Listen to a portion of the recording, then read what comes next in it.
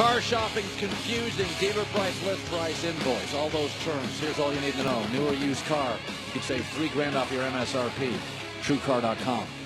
So I'm very excited. In about 40 minutes, we're going to have Gotham Chopra. His father is Deepak Chopra, who's how would you what's the Wikipedia for Deepak Chopra? Would you call him like a spiritual guru? Yeah, that's a good way. He's a spiritual guru. Let me just read to you his son's a documentarian. He's an author, public speaker, and alternative medicine advocate, prominent figure in the New Age movement. New Age, okay. Now, Gotham is his son, and he's a documentarian, and he did Tom versus Time. So he's going to come on the show at 10:30 Pacific, 1:30 Eastern. I'm very excited for this. First of all, I love documentaries. I watch a ton of them, far more than movies.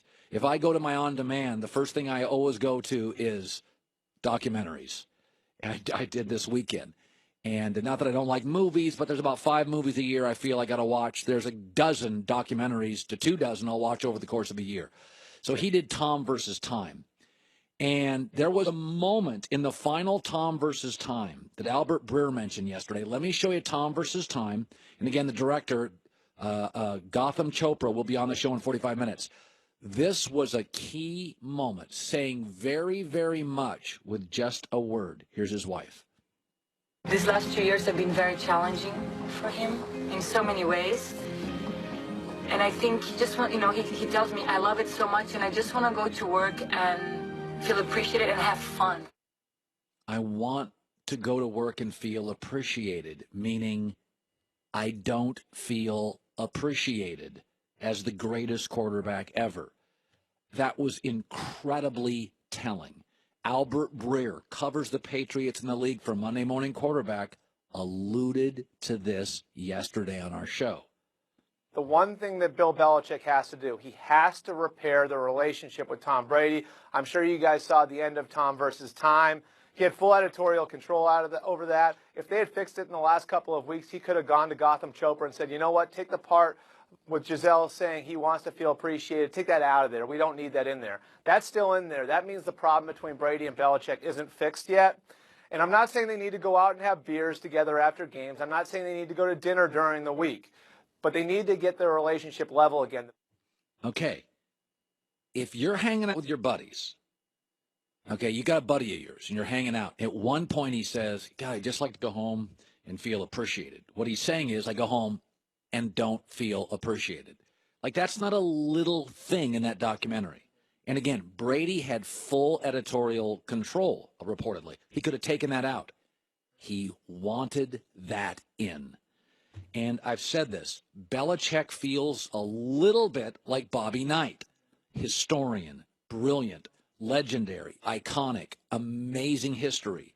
But what killed Bobby Knight at the end was his rigidity, was his stubbornness, was his unwillingness to evolve. Tom Brady's 41. You got to lighten up on him. You're never, Bill, going to have a quarterback like this. If Brady today said, I'm out, the franchise is dead. If Belichick retired today, Brady would still know the offense and they could be viable.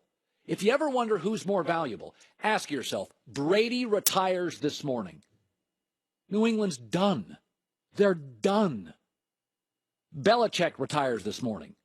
At least for a year or two, Brady knows the offense and the playbook and would control that side of the ball with pretty good. Gronk would be back. They've got a multitude of talented running backs. Edelman's coming back. Chris Hogan's coming back. They would survive for a couple years with Brady. They would be done if Tom retired today. They'd be done. Hey, I don't care who the head coach is. They would be done. They don't have a backup plan. They don't have a good enough pick to get a quarterback. And I can assure you who wouldn't give him the number 1 pick? Cleveland. Because Belichick resents them. They resent Belichick. So they couldn't get a top pick. Here's the other thing. So I started the show talking about Baker Mayfield. And that according to a Yahoo Sports report, Buffalo moves ahead of the Jets for the second pick, meaning Cleveland takes Darnold, Buffalo takes Rosen, the Jets get saddled with Baker Mayfield, which feels a lot like Manziel to Cleveland, Baker to the dysfunctional Jets.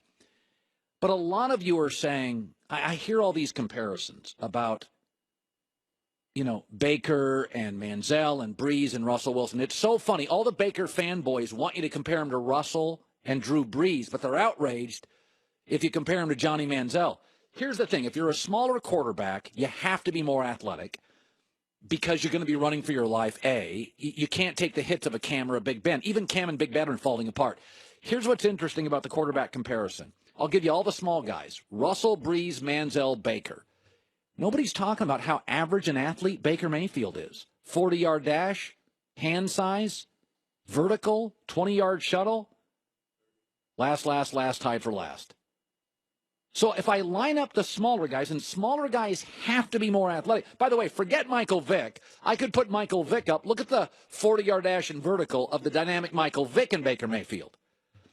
Why is it Baker Mayfield fanboys want to be compared to Wilson and Breeze and Vick, but not Johnny Manziel? In all cases, he's last. In athletic stuff that matters. Go ahead. The anticipation is rising. The